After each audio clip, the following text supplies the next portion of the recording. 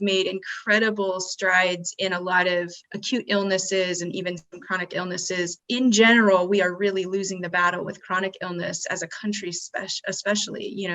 We spend the most on healthcare of any other country, but we're only the 34th healthiest developed country, and we spend the least amount on food. So I really took a step back and said, I feel like I need to use my experience. I've always grown most of my own food, so I never lost that part of Alaska.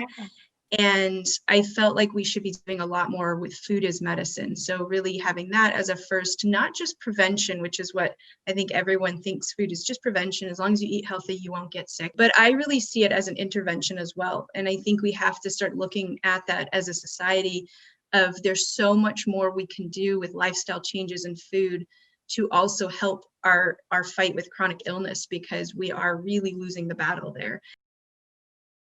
Hey everybody, it's me, Lacey. I'm super excited to be here today with you, sharing a little bit about Jennifer Maynard and Greater Greens and some of the other things that she's got going on. She has a really incredible kind of backstory that I can't wait to share with you all.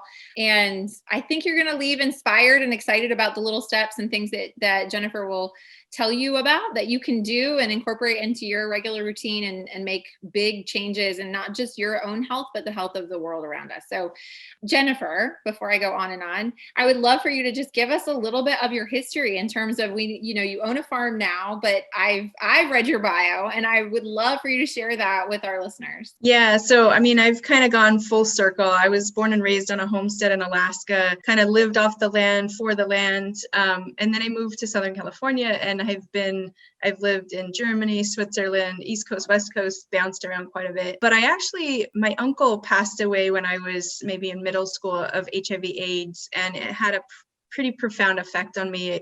It was at a time that there was no standard of care, and I committed myself to basically modern medicine and really trying to work on cures and benefits in that space. So I worked for 20 years in the pharmaceutical biotech arena. I was an executive in that space, and I was working in specialty medicines. But as with most things, as you move up and you see the bigger picture of things, you have a different view. And what I realized is, while we've made incredible strides in a lot of acute illnesses and even some chronic illnesses, in general, we are really losing the battle with chronic illness as a country, especially. We spend the most on healthcare of any other country, but we're only the 34th healthiest developed country, and we spend the least amount on food. So I really took a step back and said, I feel like I need to use my experience. I've always grown most of my own food, so I never lost that part of Alaska. And I felt like we should be doing a lot more with food as medicine. So really having that as a first, not just prevention, which is what I think everyone thinks food is just prevention. As long as you eat healthy, you won't get sick. But I really see it as an intervention as well. And I think we have to start looking at that as a society of there's so much more we can do with lifestyle changes in food to also help our fight with chronic illness, because we are really losing the battle there. So I left my career completely, and I bought a farm and started doing regenerative farming. And then I started a meal kitting company called Nutrition for Longevity that just curates those in a very special way. We have medically tailored meals for very specific medical indications, so we can get this food as medicine movement really moving forward. So total full circle. Yeah. I'm like, okay, now we know everything. That's insane. You have obviously talked about this before, because you have it all just ready to say. And I love that, because obviously it's really meaningful to you. And I love it too, because that whole idea of food as intervention is for sure something I think people kind of get to a point and they're like, well, it's too late, like I'm already doing this. I can't kind of undo all of that. But there's a lot of hope in the idea that we can take where we're at and work from that, still using just food, instead of maybe thinking, oh, well, first step is get the medication and then I can talk about my diet, right? Like, maybe we can reverse that a little bit. I think that's really great. So you've always grown a lot of your own food. I'm very curious. So explain to us how you ended up, like, did your family move to Alaska to homestead, or what did that look like? Yeah, so my family moved there. So they already had 2 kids. I was born in Alaska. My brothers were born in California. Mhm. And they just wanted to, my father was a forestry major. He just wanted to be more in nature and they wanted to homestead. So they moved on to a 200-acre homestead Wow. and we lived in a 20 by 20 cabin, no running water, a wood stove, pretty roughing it. Wow. Definitely learned everything like to survive pretty much Yeah. off the grid. And it was a great experience. I mean, it taught me so much self-resilience, reliance on nature. And, you have to really take care of nature to be able to work kind of symbiotically with it. And like I said, I never lost that. Nature is my grounding force that keeps me, where I need to be in reality. And I also think it's been a huge part of my health. I've had very little illness myself. My children, my family are very healthy. And I think that's a huge part of it. So Yeah. that's why I've always made a point, even when I lived in apartments, when I moved to Germany, I always was trying to at least grow herbs and potted plants and things because I was used to having a huge, kind of biodynamic garden. And then I just always made sure I had something. And part of that's to Yeah. connect with nature, but the other part is to have this incredibly nutrient-rich food Yeah. right off the plant.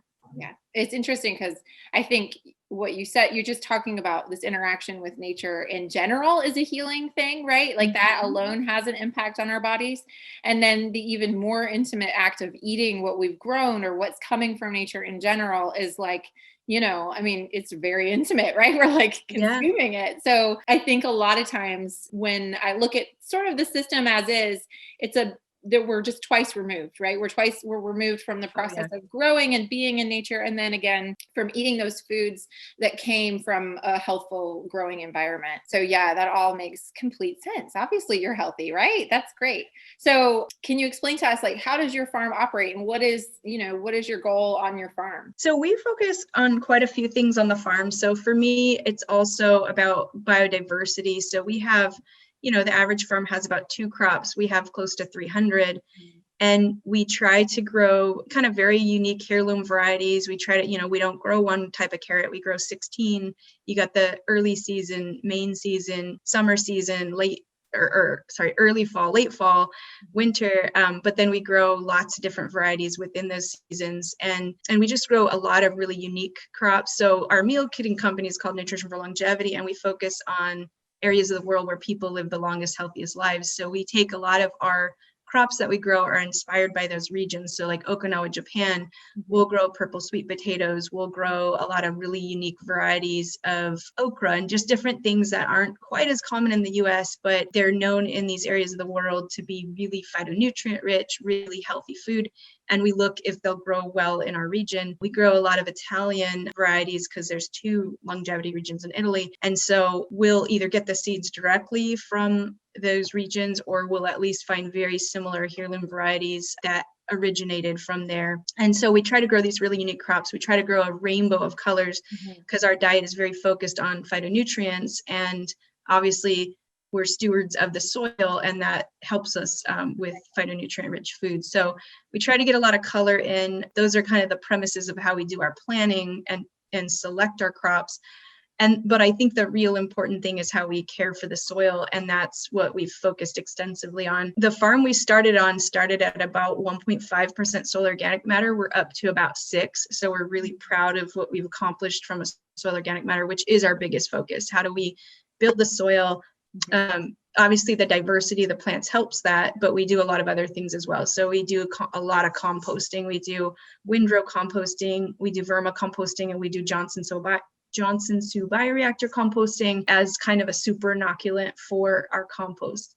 And so we're always adding back to the land whatever we take off. We also really focus on keeping the ground covered. So we do a lot of like wood mulching, leaf mulching, but we also do a lot of living mulching, so cover crops. So we're trying to year round keep the ground covered for protecting from wind, rain, UV light, all the things that can really damage the soil. We're also a no-till farm, so once we establish our row crops, the rows really don't get tilled or disrupted, other than obviously if we have root crops, you're pulling those out of the ground. But everything else, we try to leave the root mass completely in the ground. We just clip the tops of the plants and we layer on top. And like I said, we do a lot of mulching to just protect. Right now, we have tons of leaf mulching. We always have lots of wood chip mulching in between the rows. And those are obviously helping build more organic matter, but also protect the ground. And then we do a lot of perennial crops. So we get those deep root, a really good deep root base in the ground continuously, so we get that thriving soil microbiome, but they also help the pollinators above ground. Like when I tell people we lost 80% of our insect biomass over the last 30 years, that's shocking to a lot of people. So we really try to build up that pollinator habitat with a lot of perennials that are native to our area. So we do lots of rows in between our crop rows. We'll do lots of perennial rows just to have lots of pollination kind of lanes throughout the farm. And then we do riparian ridge rows as well, which are bigger perennials in addition to the smaller, like, purple echinacea, things like that. So lots of pollinator habitat as well. The no-tilling, the composting, those are probably our biggest practices that we focus on the farm. Yeah, those are all, I think, little things too that people mainly can implement on smaller spaces. So we haven't gotten those details though. How much are you gardening or farming? And then also, we didn't even talk about where you're located, which I think is key, because we recently interviewed somebody in California, and that is obviously a very different place to grow than where you're from, which is New Jersey. So we're in our farm's in Long Valley, New Jersey.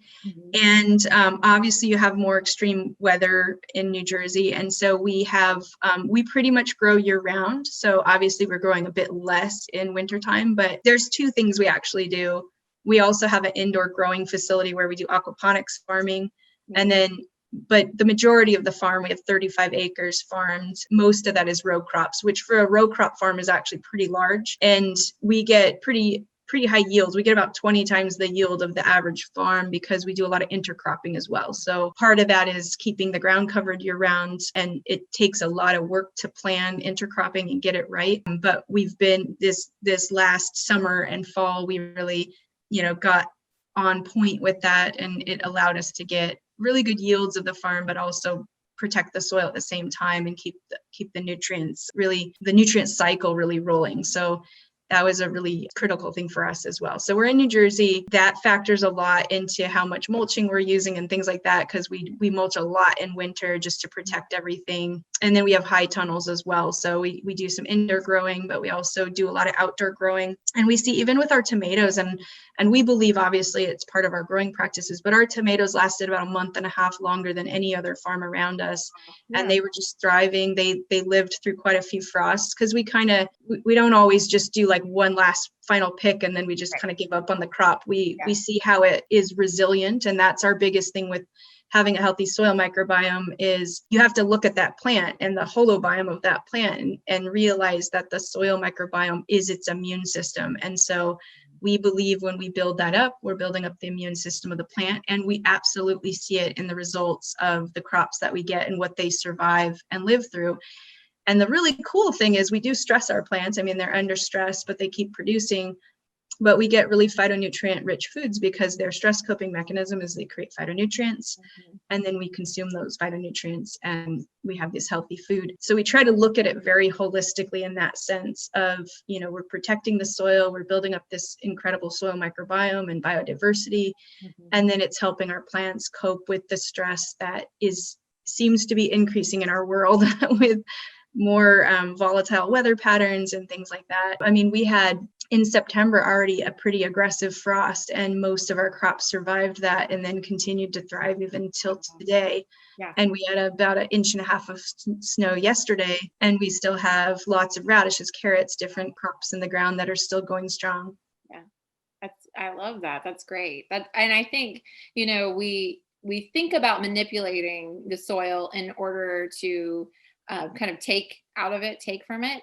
But when you reverse it, how that switches the whole equation is really sort of a powerful visual, because I think we're so used to, manipulating in the way that we're used to in terms of adding fertilizer or, other tools, fungicides, whatever they might be, to try to make the most of the soil. And what's true is the soil has all this stuff if we just support it. And I mean, it can do crazy things. So that's really beautiful. Absolutely. Do you have any animals? I'm just curious. Are there any?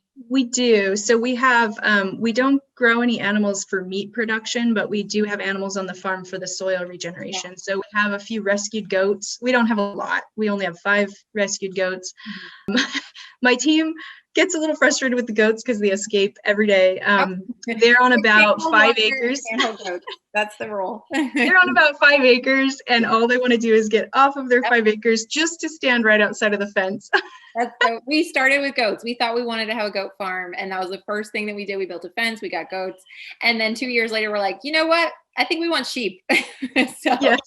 now we have sheep. Yeah, sheep are a little bit more, they behave a little bit more. So we have our mischievous goats, and then we have ducks and chickens. And so we use a lot of that manure in our compost, and we believe that's a really important part of our composting process. We also get a little bit of manure from horse stables that are right down the street. We're in kind of an ag area, and there's horse stables as well. And we use that as a big input into our composting, especially our windrow composting.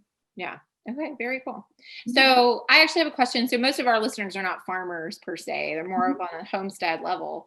Yep. What would you recommend to somebody that's kind of just starting out, trying to, build up their soil, build up their garden space to make this healthy food? Yeah. What would you suggest they start with? I think there's 2 really important things that I encourage people to do, even if it's just like a container garden at their house. I would say start small, don't take on too much, because then it becomes a burden more than a joy. And then you can always scale it. But I tell people, I think the 2 biggest things that you can do very easily is planting perennials all around your property.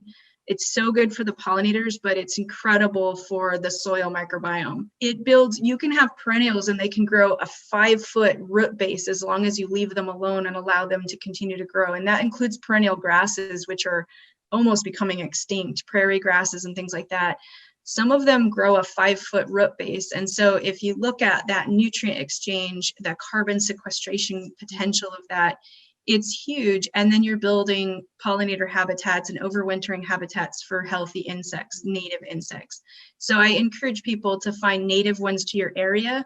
I try to never put on the farm non-natives. We have a few in there that we intertwine in with the natives, but we try to do all native perennials, and that helps bring in the native species of insects and creates habitats for them.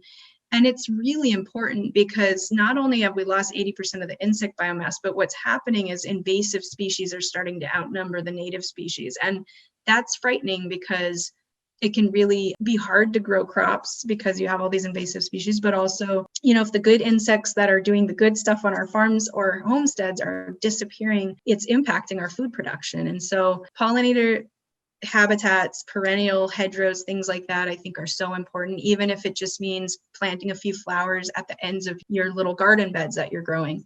And it's easy and they're low maintenance. You really have to do nothing with them. So every farmer I know, once they put them in, they're like, this is brilliant. I don't have to do anything with this crop. And even growing crops that are perennials, like I talk to so many people and they've never grown Jerusalem artichokes, which are a native to North America, and they are the most effortless crop, other than they grow really fast and they're super abundant producers. So the biggest problem is some people are like, they're going crazy. I don't know what to do with them. But they're a beautiful pollinator habitat, and they actually produce one of the best fibers for the gut microbiome of a human. So they produce a lot of inulin. Some people, it can give them gas until they get used to it. But that's because you're actually start small. So you got to ease into it. But it's if you look at scientific studies on inulin, which is the main thing that it produces, it's the best fiber that you can feed your gut microbiome. And most people do not consume enough fiber. So we do grow sunchokes or Jerusalem artichokes on the farm. They're a tuber, they're super easy to grow, and we probably dig up about 90% every year, and the next year there's just as many. No, I know I kind of want to move my patch, but I don't think I'll ever successfully move it. So So, but I do think they're an incredible crop. And if you look at them as a perennial and building up your soil and also building a habitat, because they're like a beautiful sunflower kind of, I think things like that are really important. So that's number one, get some perennials out there. They're low maintenance, and you just get them going and they start to thrive. And then you can split them up and share them with neighbors and do great stuff with them. And then the second one I would say is just the composting and mulching. So the one thing that drove me crazy when I moved to New Jersey is everyone rakes their leaves up here and they put them in trash bags. Yes, we're burning I'm like, right now. I'm like, quit burning it. That is the nutrition of the soil. It's so frustrating. Yeah, and then they're like, I don't know why my lawn is so like dying, and we do nothing to our lawn, and it drives my neighbors crazy because we do have a lawn area, and we do nothing except mow it. But we let the leaves actually just decompose on the lawn. Yeah. And they're like, why do you never rake up your leaves? I was like, because I want my lawn to look beautiful and not spray chemicals on it. So I think that's awesome. And you can get so many free resources with mulching. So we get wood chips from the landscaping companies. They bring them on our farm. They drop them off. It's free. And we mix that into our compost. We also use it in between our rows. So we don't have as much weed suppression. Anywhere that we lay down a good amount of like 6 inches of wood chips, we have very little weed pressure, which is great. And then it absorbs water too, so you have a lot less flooding and things like that. And then we also, in fall, we get a lot of these leaves that people are essentially throwing away. We just have them on our farm, and then we move them around where we want them. And things like garlic, I mean, if you're not growing garlic, you should, because it's such a low maintenance, incredible crop. It takes a long time, but if you have space, it's one of those things, if you do it right, you can plant it and just walk away until summer the next year. So we plant garlic, and then we put about 6 inches of leaf litter on it, and then you don't have to worry about the weed suppression. It creates almost like a really strong plastic mulch, but it's with natural leaf litter. So that's the second thing I would recommend, is just lots of mulching, which becomes a natural compost. It eventually breaks down, and you have all sorts of great things start to thrive in that environment. We get all these beautiful mushrooms and fungi and things like that. And then we're just always layering on top. So the next year we'll add another layer, and it's great. We don't have hardly any, well, we really don't have flooding on our farm, and New Jersey has a lot of, it'll be no rain and then obscene amounts of rain all at once. And our farm doesn't flood. All the farms around us, like last year, they lost their pumpkin crops and things like that because we had so much moisture and rain. And a lot of the conventional farmers came over and were like, what are you doing? You don't have powdery mildew. And it's because our water was actually being absorbed into the soil very quickly and then retained there for when the crops actually needed to have that moisture. So yeah, those are the two things that any size garden you can start to do. You don't have to have a huge farm. In fact, it can get a little bit challenging actually with a large farm. But that I've always done that, whether I had just a small container garden or I had a really large space. And most, like my garden now, I still have a garden now. It's about a 1/4 acre, even though I have a farm 5 minutes down the road. I just like to have direct access as much as possible to my food. Yeah, I think close proximity, that's another good tip, honestly, is you want it to be as close and easy to access as possible. So for most of us, that means, plant it right outside the back door, Yep. And that's what I do. When I moved on I live on just 5 acres now, but it's the perfect size, being that I have a farm to take care of right down the street. And I carved out about a 1/4 acre right outside of my front door. And that's just because I wanted herbs that I could just go out and pick. And it's been great.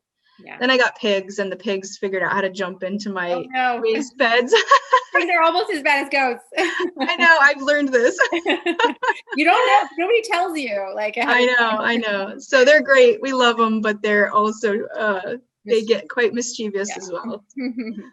Well, it's been so fun talking to you. I hope someday we get to meet in person. But before we go, there's one thing I like to ask everyone, and that is just, what's one thing that you do to kind of relax and make yourself kind of feel good? Because I know farming can be stressful. No matter how enjoyable it is, it also can be kind of high energy. So what's something that you do to just take care of yourself? I try. I actually enjoy, even though it can be stressful, anytime I can be out in the field and just like look up and appreciate what's around me. But I try to meditate. We actually carved out a little, in one of our cover crop fields, we carved out a little circle to just do meditation and yoga, and we had people come and do yoga on the farm and things like that.